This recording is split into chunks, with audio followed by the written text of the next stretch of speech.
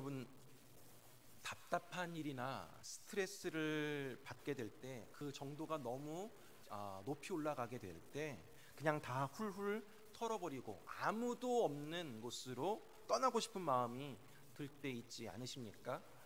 가끔 이렇게 아무에게도 알리지 않고 흔적도 없이 사라지는 경우가 있는데 이것을 우리가 흔한 말로 잠수탄다라고 합니다.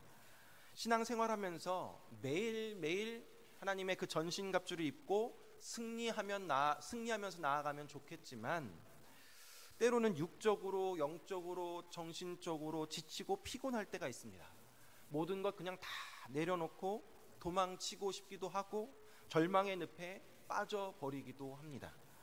오늘 본문의 엘리야가 지금 잠수 타고 있습니다. 엘리야가 어떤 사람입니까? 우리가 앞서서 계속 살펴보았지만 바알과 아세라를 섬기던 우상 숭배자들과 싸움에서 엘리야의 기도에 하나님이 응답하셔서 불로 그 제단을 다 살라버리셨고 그런 역사를 일으켰던 사람이 바로 이 엘리야입니다. 18절 마지막 부분에 보면 엘리야는 땅에 꿇어 엎드려 얼굴을 무릎에 넣고 하나님께 비를 내려주시기를 기도합니다. 7번에 걸친 기도 응답이 그렇게 확인된 후에 드디어 가뭄으로 메말랐던 그 땅에 3년 반 만에 엄청난 폭우가 쏟아지기 시작합니다. 여호와의 능력이 엘리야에게 임하여서 엘리야는 허리를 동이고 이스라엘로 들어가는 곳까지 아합의 마차보다 앞서서 달려갑니다. 이것으로 18장이 마무리가 됩니다. 자, 이처럼 갈멜산에서의 승리로 인해서 이스라엘 백성들이 하나님께로 돌아오고 또 아합도 정신 차렸다라고 이렇게 해피엔딩으로 끝나면 좋을 텐데 뒤를 이은 19장은 우리의 기대와는 다른 내용들이 연출됩니다.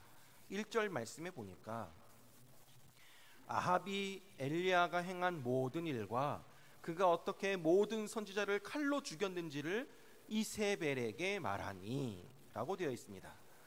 아합 왕이 갈멜산에서 그 대결을 끝낸 후에 돌아와서 그 승리를 한 엘리야에 대한 이야기를 아내 이세벨에게 전해줍니다. 그러자 이세벨이 엘리야에게 자신들의 신의 앞에 맹세하면서 죽여버리겠다라고 합니다. 18장에서 용감하고 담대하게 혼자서 450명의 바알 선지자들과 대결해서 놀라운 승리를 거두었던 이 엘리야가 아합의 아내 이세벨이 자기를 죽이겠다라는 그 위협에 겁을 먹고 급하게 도망칩니다. 3절에 보니까 부엘세바까지 갔다라고 합니다. 여러분, 부엘세바는 남쪽 유다의 땅 끝에 위치한 곳입니다. 더 이상 아합과 이세벨의 영향이 미치지 못하는 곳까지 피해 버립니다. 심지어는 여호와께 자신의 생명을 거두어 달라라고 호소까지 합니다.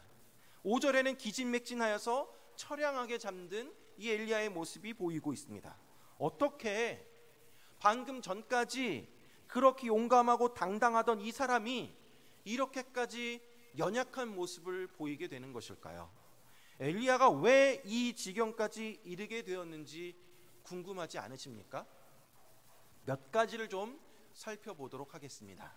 3절 말씀에 보니까 그가 이 형편을 보고 일어나 자기의 생명을 위해 도망하여 라고 기록이 되어져 있습니다. 엘리야가 이 형편, 그가 이 형편을 보고 라고 합니다. 엘리야가 지금 무엇을 본 것입니까?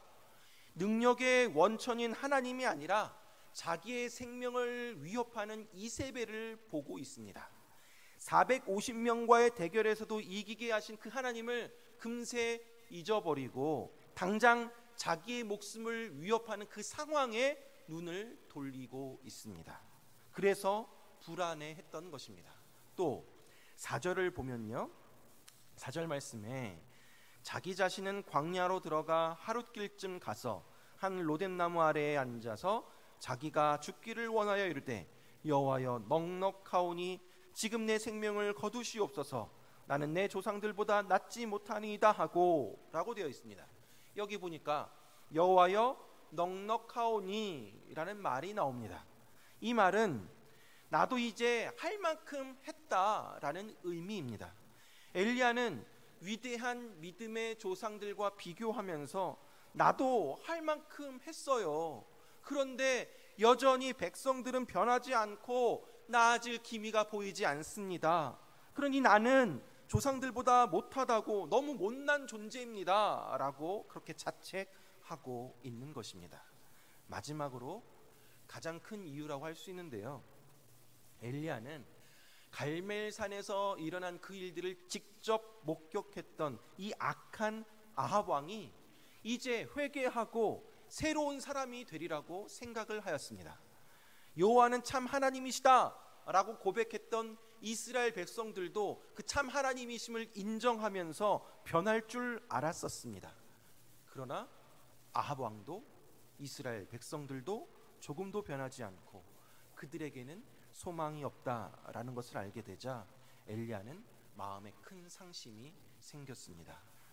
목숨 걸고 싸워서 이겼다라고 생각했는데 자신이 원하는 결과가 나오지 않자 엘리야는 자신의 삶이 너무 허무하게 느껴졌습니다. 근데 여러분, 이런 일들이 우리 주변에서도 많이 일어나게 됩니다. 저희 목회자들의 경우에도 설교를 마치거나 주일 사역을 끝냈을 때, 혹은 또 큰 집회나 수련회 등을 끝냈을 때 느끼는 공허함들이 있습니다.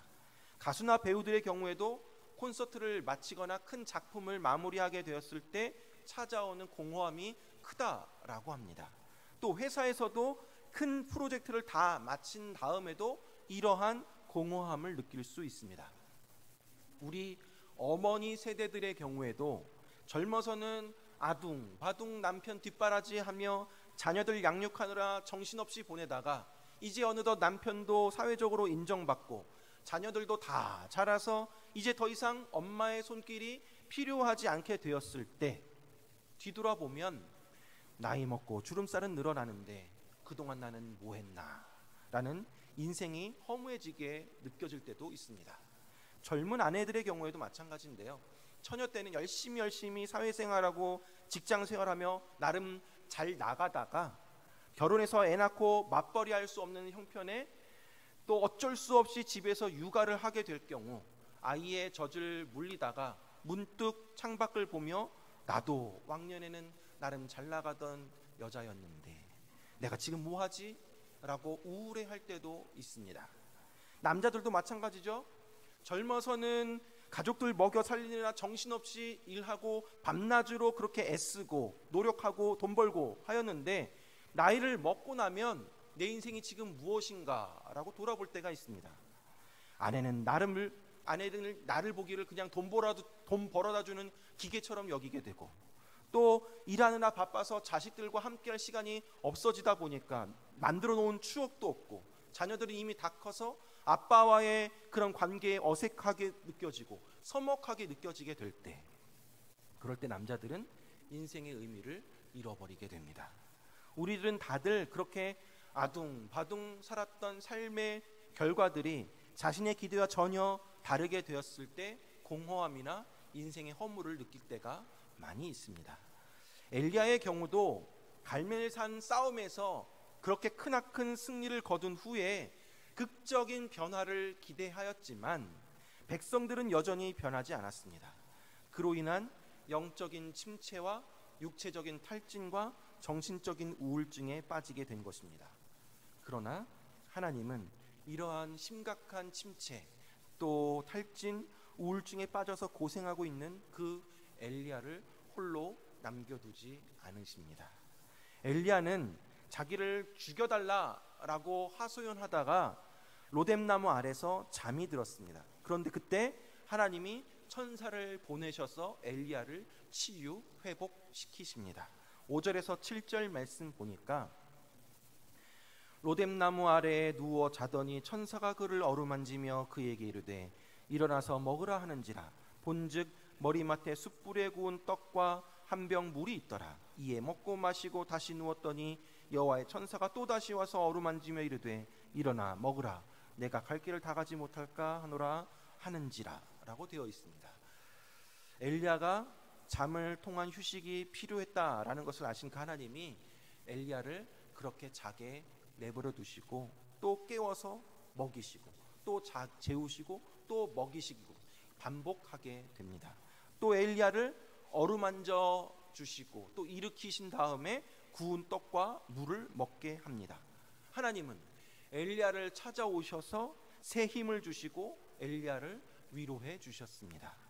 하나님으로부터 위로와 치유를 받고 떡과 물을 통해 힘을 공급받은 이 엘리야는 40주 40야를 가서 하나님의 산 호렙에 이르게 됩니다. 9절 하반절에 보니까 엘리야가 그곳 굴에 들어가 있었습니다. 그런데 여호와의 말씀이 임하였습니다. 엘리야야, 네가 어찌하여 여기 있느냐. 여러분, 우리도 가끔 네가 여기 왜 있어? 라고 질문을 던지게 될 때가 있습니다. 어느 때 주로 이런 질문을 던집니까? 상대방이 여기 있어서는 안 되는데 그 자리에 있었을 때 네가 여기 왜 있어? 라고 질문하게 되죠. 또는 지금 다른 곳에 있어야 할 사람이 그 자리에 있는 경우에도 네가 여기 왜 있어? 라고 질문하게 됩니다. 또 네가 어찌하여 여기 있느냐? 라는 이 본문을 표준 세번역으로 읽어보면 이렇습니다. 엘리야야, 너는 여기서 무엇을 하고 있느냐? 라고 표현이 되어 있습니다. 너 지금 여기서 뭐하니? 라는 의미입니다. 무엇을 하고 있는가가 궁금한 것이 아니라 해서는 안 될 일을 하고 있을 때 그것을 지적하며 책망하는 말입니다. 여러분, 이 질문을 좀 더 쉽게 이야기해 보면 이렇습니다. 엘리야야, 네가 어찌하여 여기 있느냐? 도대체 여기서 뭘 하고 있느냐? 여기서 지금 네가 있어야 할 곳이 아니지 않느냐? 네가 지금 이렇게 잠수 타고 있어야 할 때가 아니지 않냐? 라고 질문을 던지고 있는 것입니다. 네가 어찌하여 여기 있느냐? 라는 하나님의 질문에 엘리야가 대답을 합니다. 10절 말씀에 보니까 그가 대답하되 내가 만군의 하나님 여호와께 열심히 유별하오니 이는 이스라엘 자손이 주의 언약을 버리고 주의 제단을 헐며 칼로 주의 선지자들을 죽였음이오며 오직 나만 남았거늘 그들이 내 생명을 찾아 빼앗으려 하나이다 라고 대답을 합니다. 이 엘리야의 대답은 나름 자기는 최선을 다했고 나는 잘못한 것이 없다 라는 것입니다. 나는 최선을 다했는데 문제는 이스라엘 자손이 주의 언약을 버렸고 주의 제단을 헐어버렸고 칼로 주의 선지자를 죽였고 마지막으로 남은 최후의 선지자인 나까지도 지금 죽이려 합니다 라고 이야기합니다. 완전히 자기의 교만적인 표현인 것이죠. 엘리야는 또한 자기 혼자 남았다라고 생각하고 좌절과 탈진 상태에 빠져 있었습니다. 이것이 엘리야가 낙심해서 잠수를 타면서 도달한 결론입니다. 이런 엘리야에게 하나님은 너는 나가서 여호와 앞에서 산에 서라 라고 말씀하시더니 여호와께서 엘리야 앞으로 지나가시는데 크고 강한 바람이 산을 가르고 바위를 부수어 버립니다. 어마어마한 광경이 전개가 됩니다. 그러나 그러한 바람 가운데도 여호와는 계시지 않았습니다. 그 다음에 지진이 일어나는데 지진 가운데도 여호와께서 계시지 않았습니다. 또 그 다음에 이제 불이 있었는데 불 가운데서도 여호와께서 계시지 않았습니다. 그런데 불이 꺼진 후에 세미한 음성이 들려옵니다. 마침내 여호와 하나님께서 엘리야 앞에 나타나십니다. 엘리야가 즉시 겉옷을 얼굴을 가리고 굴 어귀에 나가서 맞이하게 되죠. 그러자 하나님의 음성이 들리는데 아까 물었던 그 질문을 반복합니다. 엘리야야, 네가 어찌하여 여기 있느냐? 라고 다시 묻죠. 엘리야는 아까와 똑같은 대답을 반복하여 합니다. 내가 만군의 하나님 여호와께 열심히 유별하오니 이는 이스라엘 자손이 주의 언약을 버리고 주의 제단을 헐며 칼로 주의 선지자를 죽였음이오며 오직 나만 남았거늘 그들이 내 생명을 찾아 빼앗으려 하나이다 라고 대답을 똑같이 합니다. 하나님께서 이런 엘리야에게 새로운 사명을 주십니다. 그것이 무엇인가 보니까 다메섹에 가서 하사엘을 아람 왕으로 세워라. 그리고 예후를 이스라엘의 왕으로 임명하고 기름을 부어라. 그리고 엘리사를 너의 다음 후계자로 삼으라 라고 명령합니다. 이렇게 하는 이유는 이들이 하나님 앞에서 우상 숭배를 하고 불순종한 그런 하나님의 그 백성들, 이스라엘 백성들을 심판하고 바알 숭배를 없애는데 앞장서기 위함이었습니다. 하나님께서는 엘리야의 생애를 넘어서는 먼 훗날에까지 미치는 새로운 임무를 엘리야에게 부여해 줍니다. 그리고 하나님께서는 엘리야에게 너는 결코 혼자가 아니다 라고 말씀합니다. 오늘 본문 18절 말씀입니다. 18절 말씀에 보니까 그러나 내가 이스라엘 가운데에 7,000명을 남기리니 다 바알에게 무릎을 꿇지 아니하고 다 바알에게 입맞추지 아니한 자니라 라고 합니다.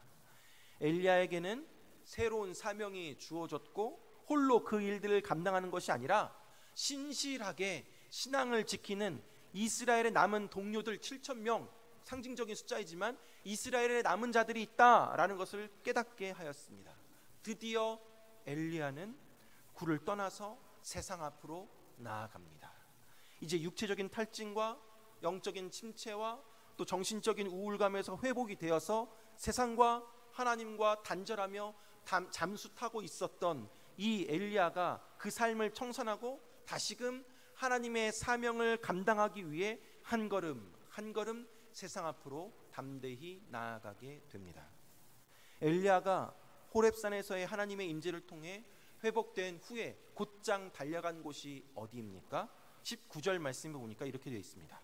엘리야가 거기서 떠나 사밧의 아들 엘리사를 만나니 그가 12겨릿소를 앞세우고 밭을 가는데 자기는 12째 겨릿소와 함께 있더라. 엘리야가 그리로 건너가서 겉옷을 그의 위에 던졌더니 라고 되어 있습니다. 엘리야는 곧장 엘리사에게로 가서 자신의 겉옷을 그의 위에 던집니다. 이것이 결국 무엇을 의미하는 것입니까? 너는 나의 제자가 되어서 선지자의 직임을 감당하라 라는 의미인 것입니다. 엘리야는 바로 하나님이 주셨던 그 사명을 감당해 나아가고 있습니다. 사랑하는 성도 여러분, 오늘 본문 말씀을 통해서 우리가 좀 살펴볼 것들이 있습니다. 위대한 선지자 엘리야는 온 마음과 정성과 힘을 다하여 하나님을 사랑하였고 하나님의 일들을 감당해 나아갔습니다. 힘에 진하도록 애썼습니다. 노력했습니다. 그러나 안타깝게도 이스라엘 백성들도 아합 왕도 전혀 변화될 기미가 보이지 않았습니다. 오히려 돌아온 것은 이세벨 여왕의 자기를 죽이겠다라는 소식뿐입니다.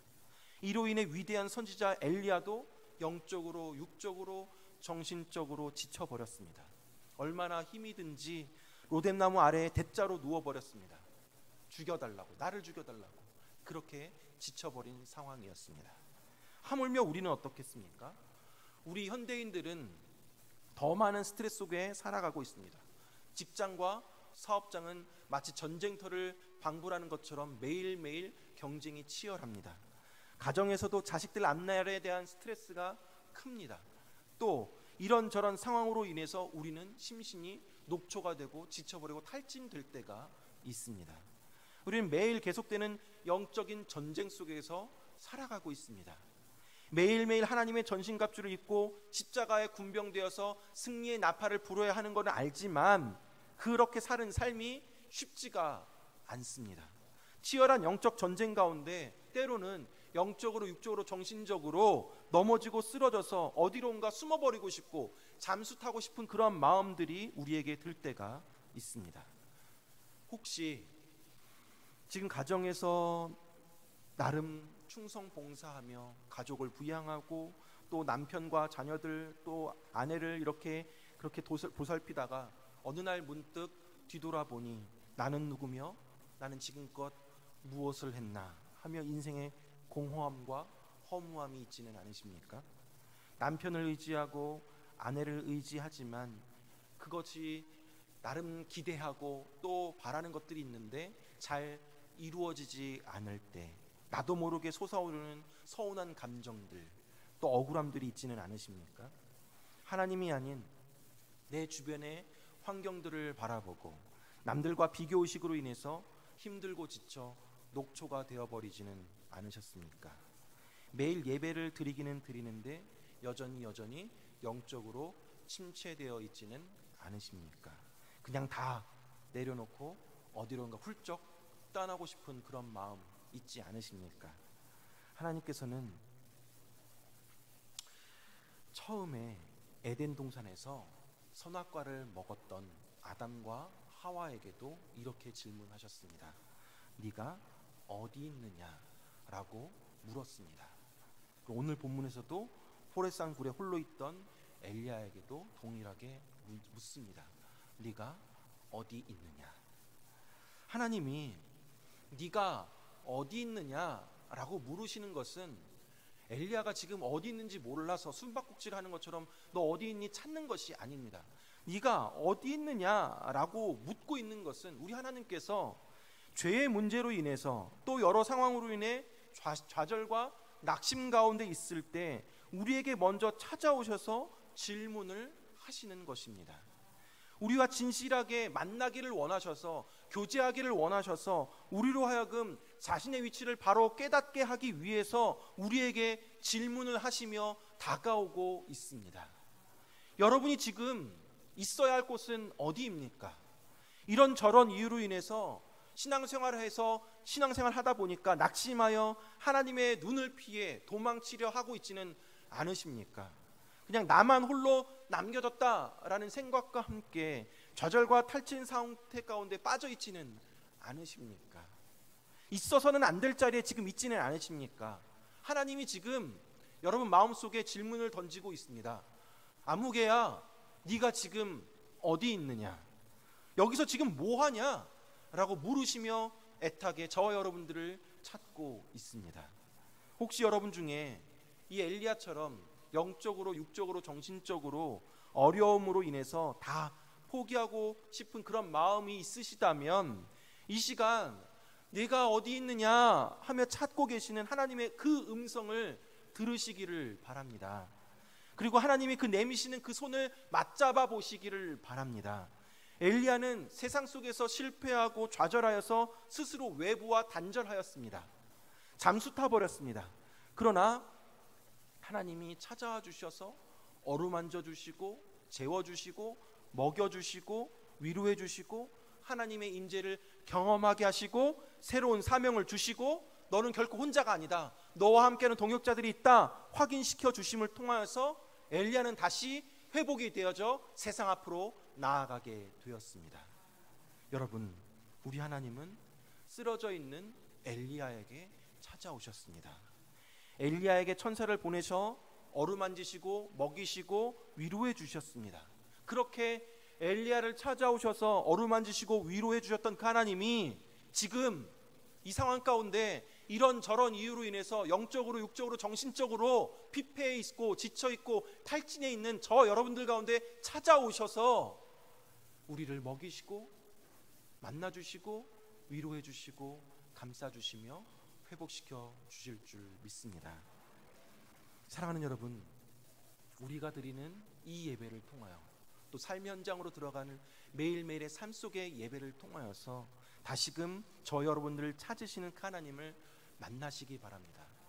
또 그분의 능력을 의지하고 하나님이 나에게 주신 그 귀한 사명들, 삶의 현장에서 감당해야만 하는 하나님이 주신 그 명령들을 충실하게 감당해 나아가는 저 여러분들 되기를 바랍니다. 그리할 때 이러한 어려움 속에서 나와서 우리는 능력의 삶을 살게 될 줄 믿습니다. 아울러 우리는 하나님의 그 임재를 경험하고 하나님을 만나서 새롭게 변화가 되고 회복이 되어졌다면 이제는 더 이상 굴 속에 머물러서는 안 됩니다.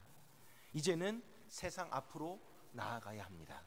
우리에게 주신 하나님의 그 사명을 충실하게 감당해 내야 합니다. 호렙산 동굴에서의 삶을 정리하고 이제는 세상 앞으로 나아갈 때에 여러분, 우리는 하나님의 자녀이라는 것을, 하나님이 나와 함께 하신다라는 것을, 그리스도의 그 정체성을 가지고 각자의 삶의 현장 가운데 저와 여러분과 함께 하시는 뿐만 아니라 나와 함께하는 동역자들을 붙여주시는 그 하나님을 믿으며 또 하나님이 주신 그 사명들을 충성스럽게 감당해 나아가고 세상 가운데 빛과 소금의 역할을 충실하게 감당해 나아가는 저 여러분들 되기를 주님의 이름으로 축원합니다. 기도하겠습니다.